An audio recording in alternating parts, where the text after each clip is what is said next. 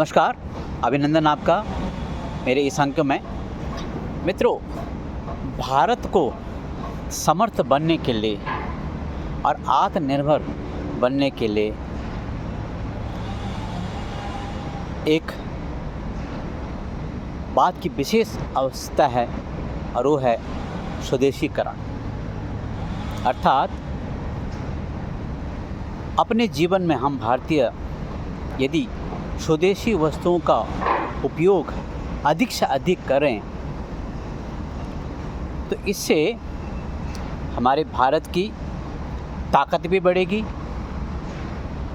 हमारे भारतवासियों का जीवन स्तर भी उम्दा हो जाएगा और साथ ही साथ हम विश्व के आर्थिक पटल में आगे भी बढ़ सकते हैं। और स्वदेशी अपनाने के लिए न किसी नारे की ज़रूरत है, न किसी कायदा और कानून की ज़रूरत है। ज़रूरत है तो केवल स्वदेशी के साथ आत्मा का संबंध,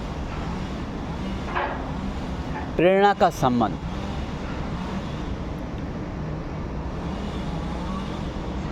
ठीक है, कुछ वस्तुएं ऐसी हैं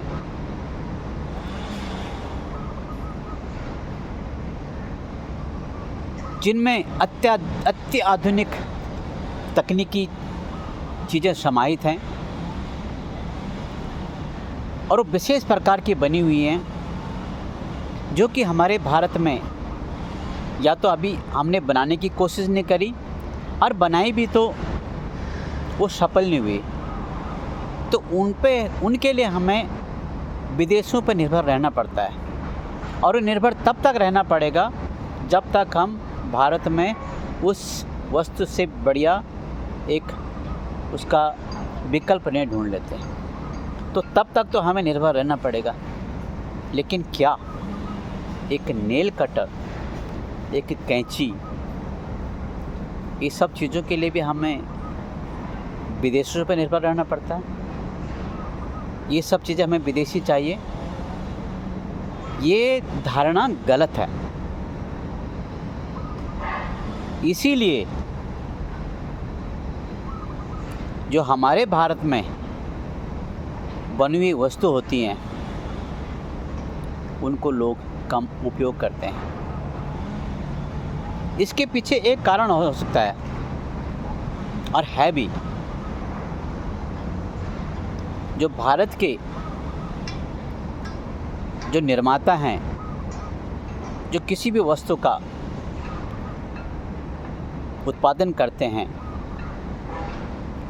तो कहीं न कहीं वो अपनी गुणवत्ता में खरा नहीं उतरता। उसमें कहीं न कहीं कुछ न कुछ ऐसा रह जाता है कि जनता जब एक बार उस वस्तु को खरीद लेती है तो दोबारा ना उसका मन बनता है और न दूसरे को बोलता है खरीदने के लिए, उत्साहित नहीं करता, प्रोत्साहित नहीं करता।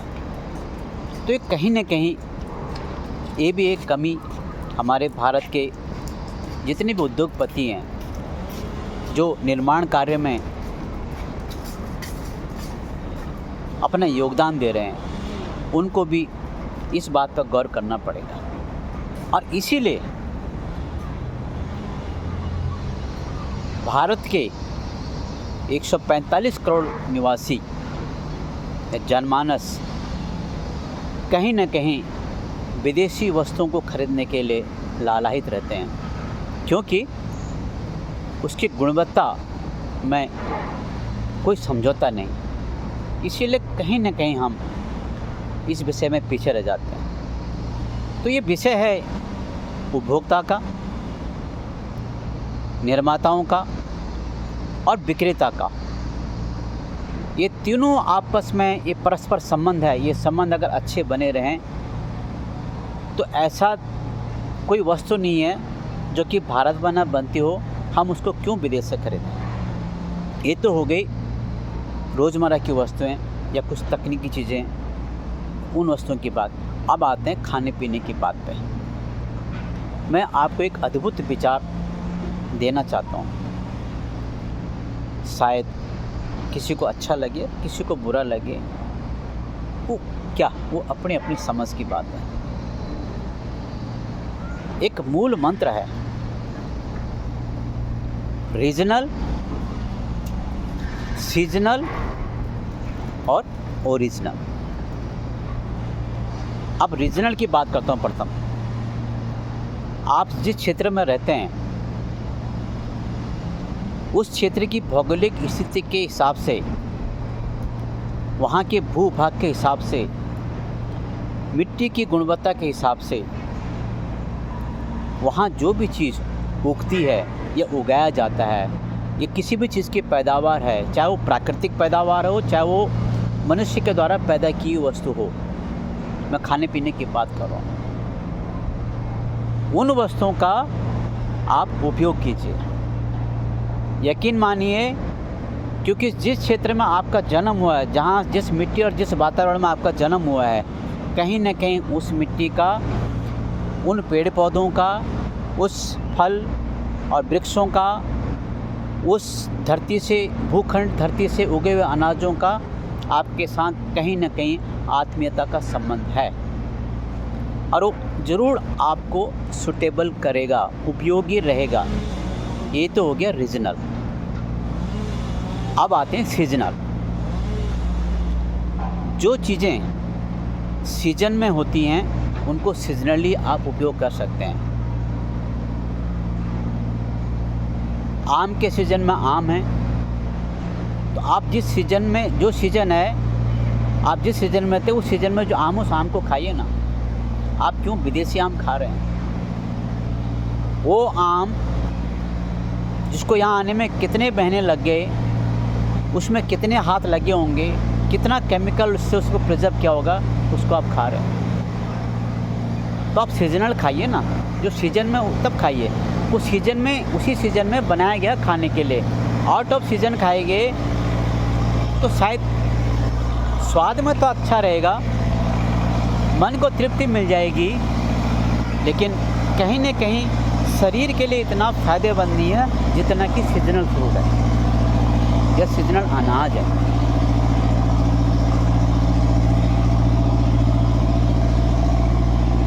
सीजनल के अलावा आप जो बाहर से कोई वस्तु खरीदते हैं वो दाम में महंगा भी होता है। सीजन का से ऑफ सीजन में उसको स्टोर किया जाता है, तो कहीं न कहीं वो आपके स्वास्थ्य को भी खराब कर सकता है। इसीलिए सीजनल बनिए, रीजनल बनिए, सीजनल खाइए। अब आते हैं ओरिजिनल पे। ओरिजिनल भी एक बहुत बड़ा फैक्टर है जीवन में। उदाहरण के लिए दूध, दही, दही से मक्खन, फिर छाछ इत्यादि इत्यादि, ये ओरिजिनल है। आप ओरिजिनल जो चीज़ों पे आप खाते हैं, जैसे दही खाते हैं ओरिजिनल है, दही खाते हैं ओरिजिनल है, दूध पीते हैं ओरिजिनल है, और मक्खन खाते हैं ओरिजिनल है, वो आपके स्वास्थ्य के लिए लाभदायक है। और स्वास्थ्य में वो आपको स्वस्थ रखने के लिए बहुत ही मददगार और सहायक होता है। वो ओरिजिनल है। लेकिन ओरिजिनल से जो आप जो चीज़ खाते हैं, जो वस्तु खाते हैं, वो है चीज़। उसी ओरिजिनल वस्तु में घटन विघटन जोड़ जाड़ के संगठन करके चीज़ बन जाता है, और जिसमें बहुत सारे केमिकल होते हैं, प्रोसेसिंग मेथड होता है। क्या वो चीज़ इतना लाभदायी है? हो सकता है लाभदायी हो, लेकिन जो ओरिजिनल में है वो उसमें नहीं है। ये भी एक विशेष बात का ध्यान देना पड़ेगा। और जब आप रीजनल, सीजनल और ओरिजिनल पर आ जाएंगे तो ज़रूर स्वदेशी वस्तुओं के साथ आपका आत्मीयता का संबंध बन जाएगा। जब आप सीजनल फ्रूट या सीजनल चीज़ें खाएंगे, वहाँ के जो उत्पादक हैं, जो वहाँ के किसान हैं, जो वहाँ के विक्रेता हैं, उनको भी लाभ, आपको भी लाभ, पूरे देश को लाभ। इसी प्रकार से सीजनल में खाइए, जो वहाँ है उसका उपयोग कीजिए। सीजनल आप नहीं खाएंगे और आप बाहर से मंगा रहे हैं, बाहर की चीज़ें विदेशी खा रहे हैं, वो सीजनल का क्या होगा? वो बर्बाद होगा। इससे क्या होगा? जब बर्बाद होगा तो किसान या उस अमुक क्षेत्र का आदमी, उसका मनोबल टूटता है, वो फिर उसमें रुचि कम दिखाता है। उदाहरण के लिए अलीगढ़ के ताले कितने सुप्रसिद्ध और प्रसिद्ध हैं अलीगढ़ के ताले, लेकिन विदेशी तालों ने अलीगढ़ के तालों पे ताला लगा दिया। क्यों भाई? कहीं न कहीं कोई न कोई घटक ऐसा काम करता है जिससे हमारे निर्माताओं के मनोबल में एक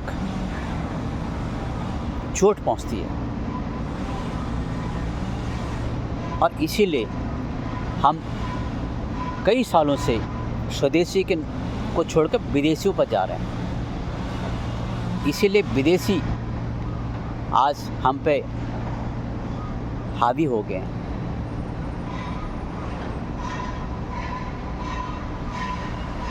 एक छोटा सा उदाहरण आपको देता हूँ, इसका क्या सारांश निकलेगा, कहानी में क्या तत्व निकलेगा, आप सोचें, आप बताइए मुझे। एक किसी ज़माने में प्रोफेसर साहब थे, वो दिल्ली यूनिवर्सिटी में पढ़ाते थे, तो उनको अमेरिका में जाने का मौका मिला, वहाँ पढ़ाने का मौका मिला। जब वहाँ चले गए तो जिस जगह पर रहने लगे हो, उससे थोड़ी दूर पे एक दूध की डेयरी थी। प्रोफेसर साहब सुबह सुबह डोलची लेके दूध लेने गए, जैसे भारत में होता है।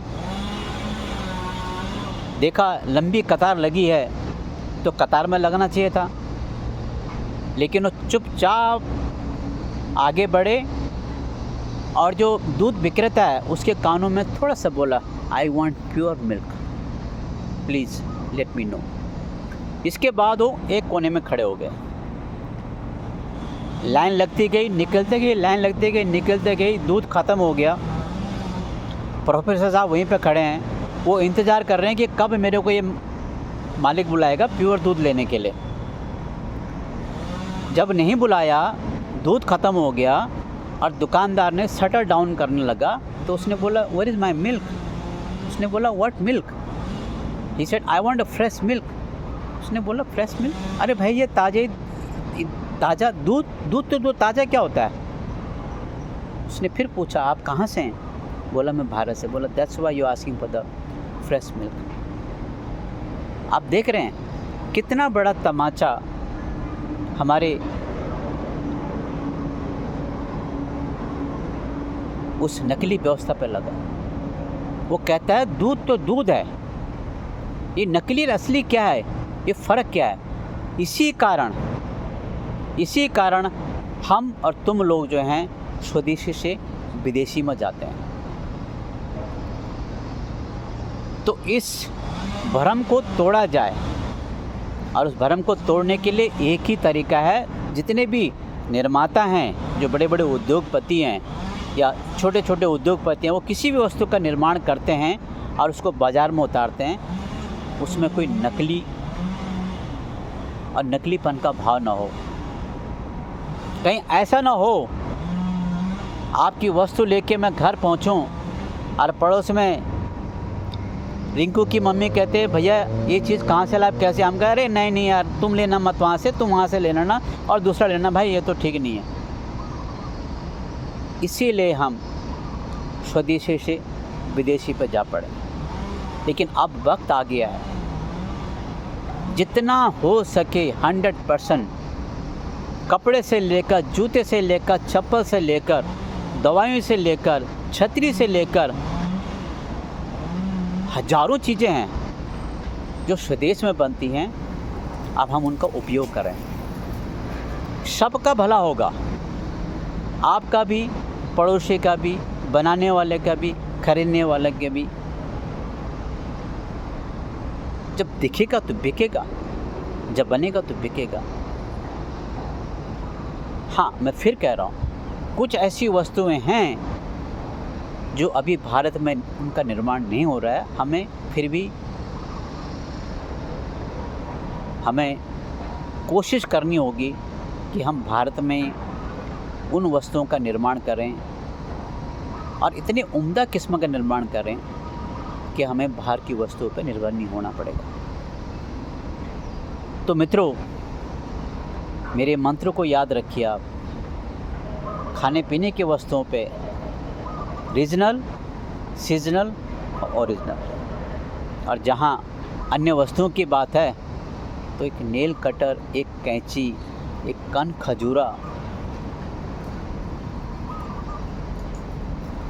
ये सब चीज़ों पे हम क्यों खर्चा करें जो विदेश से आ रही हैं। ये सोचने का विषय है, इस पे मंथन करने का विषय है। हम जितना स्वदेशी अपनाएंगे, इसका अर्थ ये होगा हम अपने देश से प्यार करेंगे, हम अपने देश का सम्मान करेंगे। और जब देश का सम्मान करेंगे तो उन सभी 145 करोड़ भारतीयों का सम्मान होगा। सबके जीवन में समृद्धि आएगी और आनंद आएगा। इससे बड़ी बात क्या हो सकती है हम भारतवासियों के लिए। अपनी वाणी को मैं यहीं पर विराम देता हूँ। स्वदेशी अपनाइए। हेलो, हाय की जगह नमस्कार, अभिनंदन कीजिए। धन्यवाद।